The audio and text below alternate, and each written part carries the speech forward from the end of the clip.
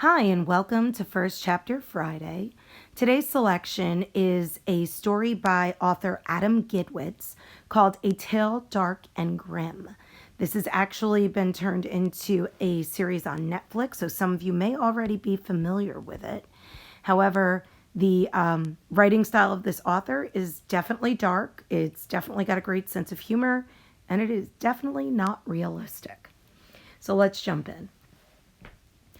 Once upon a time, fairy tales were awesome. I know. You don't believe me. I don't blame you. A little while ago, I wouldn't have believed it myself. Little girls in red caps skipping around the forest? Awesome? I don't think so. But then I started to read them. The real Grimm ones. Very few little girls in red caps in those. Well, there's one, but she gets eaten. Okay, you're probably saying. If fairy tales are awesome, why are all the ones I've heard so unbelievably, mind-numbingly boring? You know how it is with stories. Someone tells a story, then somebody repeats it and changes. Someone else repeats it and it changes again. Then someone's telling it to their kid and taking out all the scary, bloody scenes. In other words, the awesome parts. And the next thing you know, the story's about an adorable little girl in a red cap skipping through the forest to take cookies to her granny. And you're so bored you've passed out on the floor. The real Grimm stories are not like that. Take Hansel and Gretel, for example. Two greedy little children try to eat a witch's house. So she decides to cook and eat them instead. Which is fair, it seems to me. But before she can follow through on her perfectly reasonable plan, they lock her in an oven and bake her to death. Which is pretty cool, you have to admit. But maybe it's not awesome. Except, and here's the thing, that's not the real story of Hansel and Gretel.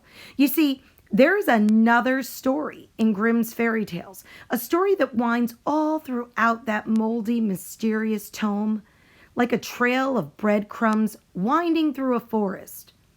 It appears in tales you may never have heard, like Faithful Johannes and Brother and Sister, and in some that you have, Hansel and Gretel, for instance. It is the story of two children, a girl named Gretel and a boy named Hansel, traveling through a magical and terrifying world. It is the story of two children striving and failing, and then not failing. It is the story of two children finding out the meanings of things. Before I go on, a word of warning. Grimm's stories, the ones that weren't changed for little kids, are violent and bloody. And what you're going to hear now, the one true tale in the tales of Grimm, is as violent and bloody as you can imagine. Really. So, if such things bother you, we should probably stop right now. You see, the land of Grimm can be a harrowing place, but is worth exploring. For in life, it is in the darkest zones one finds the brightest beauty and the most luminous wisdom. And of course, the most blood. Faithful Johannes. Once upon a time, in a kingdom called Grimm, an old king lay on his deathbed. He was Hansel and Gretel's grandfather, but he didn't know that, for neither Hansel nor Gretel had been born yet. Now, hold on a minute. I know what you're thinking. I am well aware that nobody wants to hear a story that happens before the main characters show up. Stories like that are boring because they all end exactly the same way, with the main characters showing up. But don't worry. This story is like no story you've ever heard. You see, Hansel and Gretel don't just show up at the end of this story. They show up, and then they get their heads cut off. Just thought you might like to know. The old king knew he was soon to pass from this world, and so he called for his oldest and most faithful servant. The servant's name was Johannes, but he had served the king's father, and his father's father, and his father's father's father, so loyally that all called him Faithful Johannes. Johannes tottered in on bowed legs, heaving his crooked back step by step and leering with his one good eye. His long nose sniffed at the air, his mouth puckered around two rotten teeth. But despite his grotesque appearance, when he came within view, the old king smiled and said, "Ah, Johannes," and drew him near. The king's voice was weak as he said, "I am soon to die, but before I go, you must promise me 2 things. First, promise that you will be as faithful to my young son as you have been to me." Without hesitation, Johannes promised. The old king went on, "Second, promise that you will show him his entire inheritance, the castle, the treasures, all this fine land, except for 1 room. Do not show him the room with the portrait of the golden princess, for if he sees the portrait, he will fall madly in love with her, and I fear it will cost him his life." The king gripped Johannes' hand. "Promise me." Again, Johannes promised. Then the wrinkles of worry left the king's brow, and he closed his eyes and breathed his last. Soon, the prince was crowned as the new king. He was celebrated with parades and toasts and feasts all throughout the kingdom. But when the revelry finally abated, Johannes sat him down for a talk. First, Johannes described to him all the responsibilities of the throne. The young king tried not to fall asleep. Then he explained that the old king had asked him to show the young king his entire inheritance, the castle, the treasures, all the fine land. At the word treasures, the young king's face lit up. Not that he was greedy. It was just that he found the idea of treasures exciting. Finally, Johannes tried to explain his own role to the young king. "I've served your father, and your father's father, and your father's father's father before that," Johannes said. The young king started calculating on his fingers how that was even possible. But before he could get very far, Johannes had moved on. "They call me Faithful Johannes because I have devoted my life to the kings of Grimm, to helping them, to advising them, to understanding them." "Understanding them?" the young king asked. "No, understanding them. In the ancient sense of the word, standing beneath them, supporting them, bearing their troubles and their pains on my shoulders." The young king thought about this. "So you will understand me too?" he asked. "I will." "No matter what?" "Under any circumstances. That is what being faithful means." "Well, understand that I am tired of this and would like to see the treasures now." And the young king stood up. Faithful Johannes shook his head and sighed. They began by exploring every inch of the castle, the treasure crypts, the towers, and every single room. Every single room, that is, save one. One room remained locked, no matter how many times they passed it. Well, the young king was no fool. He noticed this. And so he asked, "Why is it, Johannes, that you show me every room in the palace, but never this room?" Johannes squinted his one good eye and curled up his puckered two-toothed mouth. Then he said, "Your father asked me not to show you that room, Your Highness. He feared it might cost you your life." I'm sorry, I need to stop for a moment. I don't know what you're thinking right now, but when I first heard this part of the story, I thought, what? Is he crazy? Maybe you know something about young people, and maybe you don't. I, having been one myself once upon a time, know a few things about them. One thing I know is that if you don't want one to do something, for example, going into a room where there's a portrait of an unbearably beautiful princess, saying it might cost you your life is about the worst thing you could possibly say, because then that's all the young person will want to do. I mean, why didn't Johannes say something else like, "It's a broom closet"? Why? You want to see the broom closet? Or, "It's a fake door, silly, for decoration." Or even, "It's the ladies' bathroom, Your Majesty. Best not to go poking your head in there." Any of those would have been perfectly sufficient, as far as I can tell. But he didn't say any of those things. If he had, none of the horrible, bloody events to follow would ever have happened. Well, in that case, I guess I'm glad he told the truth. "Cost me my life," the young king proclaimed with a toss of his head. "Nonsense." He insisted he be let into the room. First he demanded, but Johannes refused. Then he commanded. Still, Johannes refused. Then he threw himself on the floor and had a fit, which was very unbecoming for a young man the king's age. Finally, faithful Johannes realized there was little he could do. So, wrinkling his old malformed face into a wince, he unlocked and opened the door. The king burst into the room. He found himself staring face to face with the most beautiful portrait of the most beautiful woman he had ever seen in his life. Her hair looked like it was spun from pure gold thread. Her eyes flashed like the ocean on a sunny day.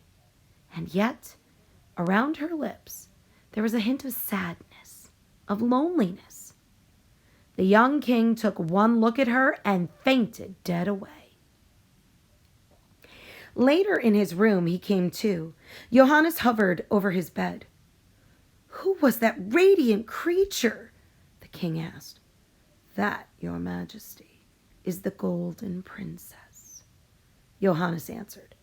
"She's the most beautiful woman in the world," the young king said. And Johannes answered, "Yes, she is." "And yet she looked almost sad. Why is that?" Johannes took a deep breath and replied, "Because, young king, she is cursed.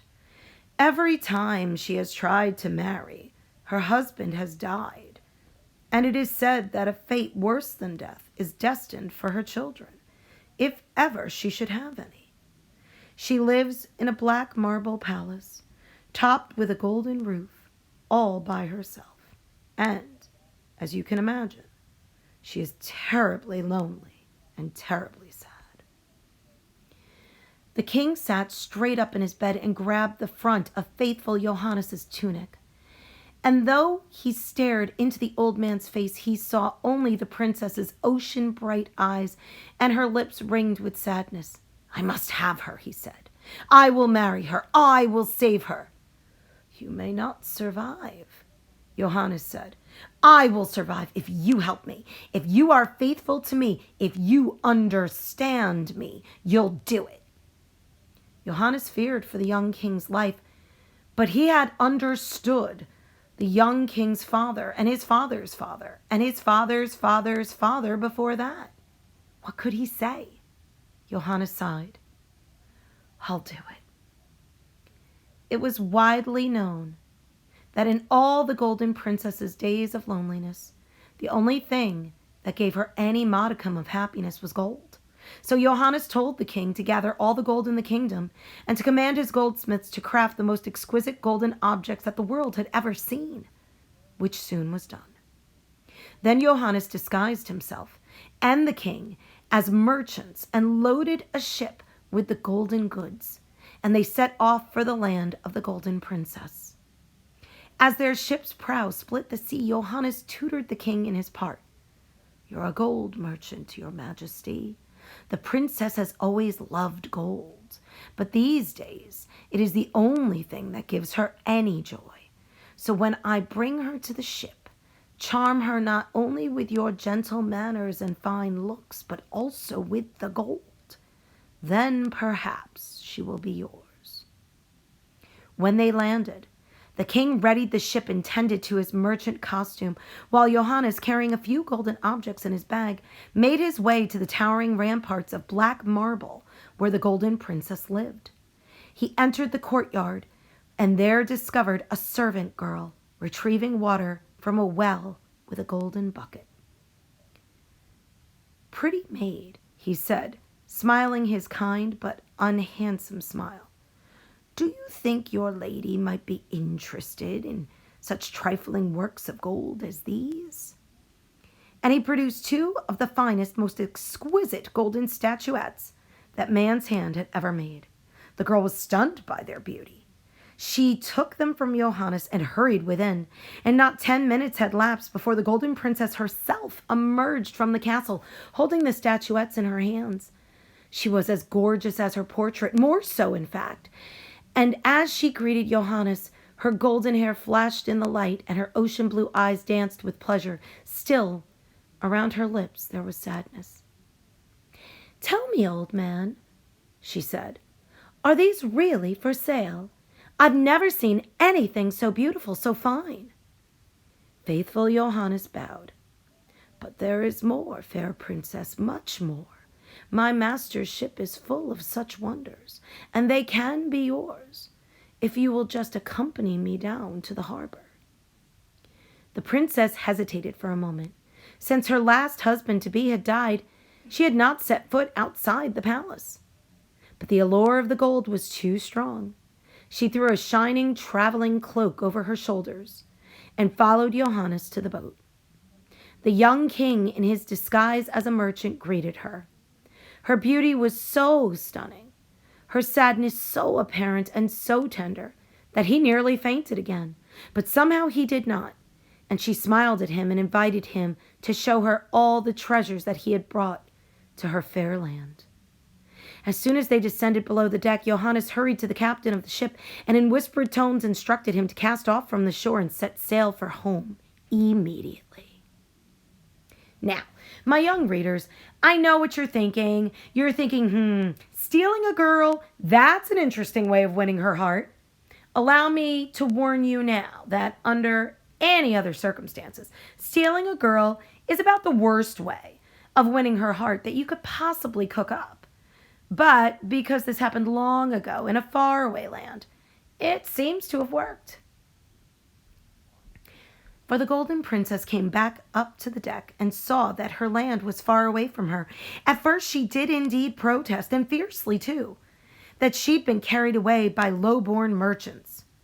But when one of the merchants revealed himself to be a king, and revealed that, in addition, he was madly in love with her, and when, besides Johannes, assured her that if she really wanted to, she could go home, but she couldn't take the gold if she did, the princess realized that, in fact, the young king was just the kind of man she would like to marry after all, and decided that she'd give the whole matrimony thing one last shot. And they all lived happily ever after. The end. Are there any small children in the room?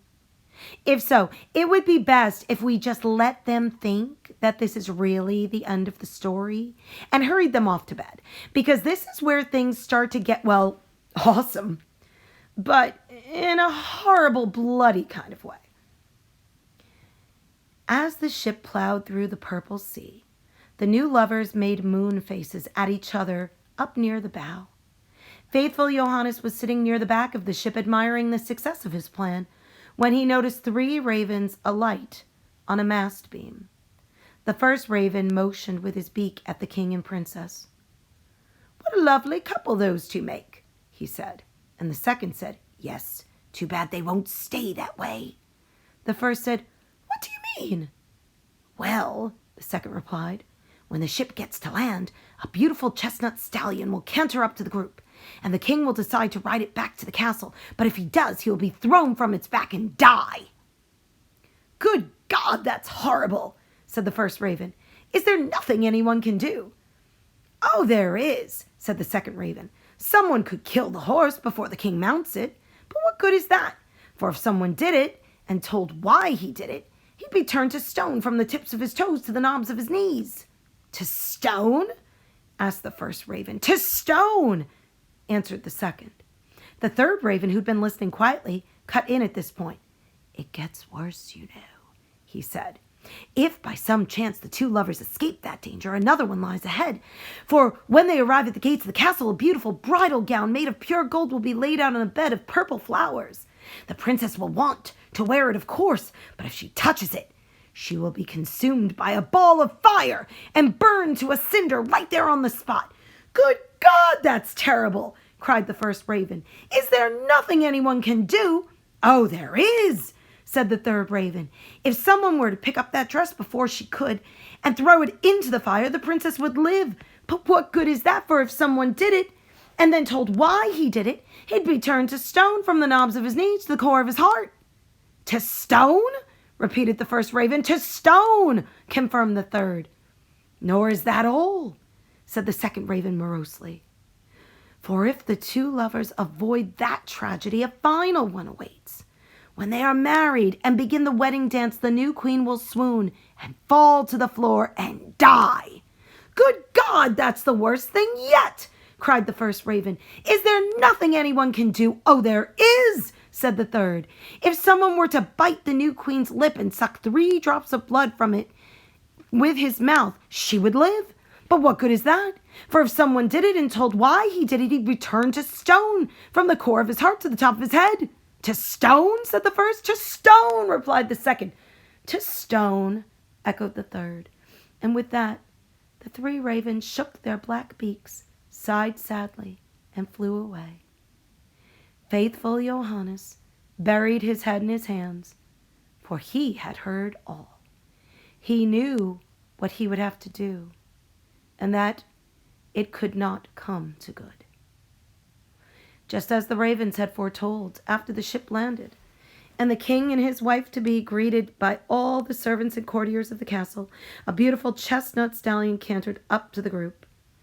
The king, taken with the beast's beauty, announced that it would bear him in triumph back to the castle. But before he could mount it, Johannes slipped onto its back, drew a blade, and cut the horse's throat, soaking its silken coat with warm red blood. It collapsed to the ground in a heap. Cries of shock went up from the crowd. The other servants, who had never loved misshapen Johannes, whispered, "To kill the king's new stallion? Treason! Treason!" The king looked back and forth between Johannes and the dead horse. Johannes's face had no expression. At last, the young king said, "Johannes was faithful to my father and to my father's father and to my father's father's father before that. He has always understood us, so I will understand him. If he does it, it must be right." Not another word was said about the subject, and the party proceeded afoot back to the palace. When they arrived at the gate, they saw a beautiful golden bridal gown lying on a bed of purple roses. "I shall wear it in the wedding," the queen-to-be exclaimed, running to take hold of the marvelous garment. But before she could reach it, Johannes grabbed it from the flower bed and strode into the great hall, where he threw it into the fire. And again, the party was taken with cries of shock and dismay. The servants huddled together and whispered, "Treason! Treason!" But the king hushed them. "Johannes has always been faithful to me and my family, so I will be faithful to him. If he does it, it must be right." The young king and golden princess were married the very next day.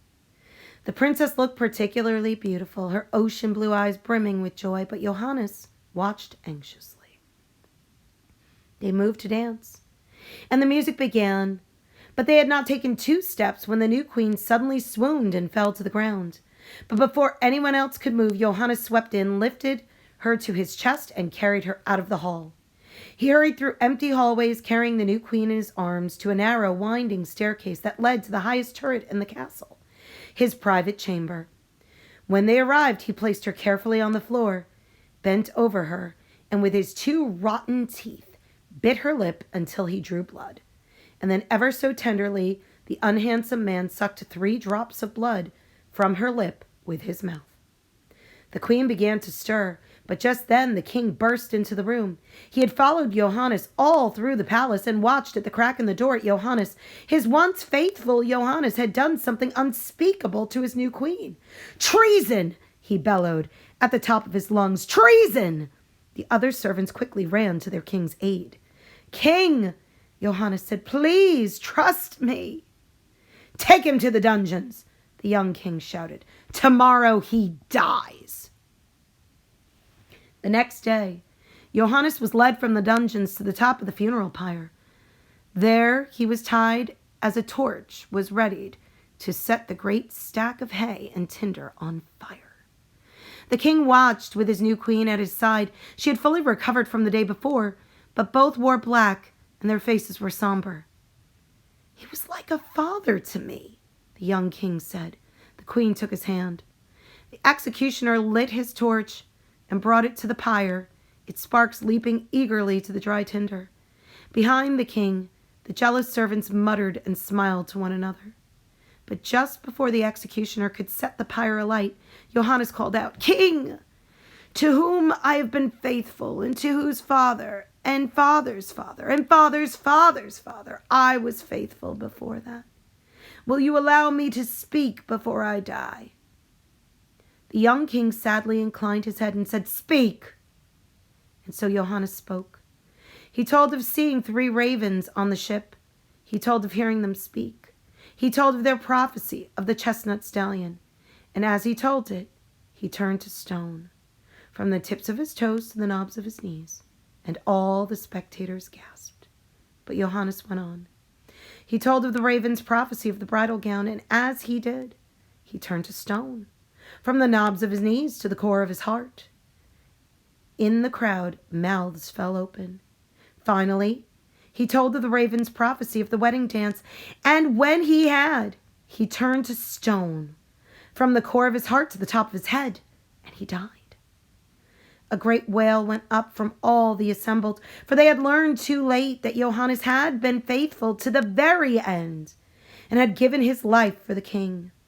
The king and the queen, in an effort to honor his memory, took faithful Johannes, grotesque even in stone, and placed him beside their bed so that every morning when they woke, and every evening when they lay down, they would be reminded of his faithfulness and the great debt they owed him. The end. If you're interested in continuing with this story, and you like the writing style of Adam Gidwitz, please know that this is the first in a series of books, and they are all available in our school library as well as the classroom library. Have a happy Friday, and I'll see you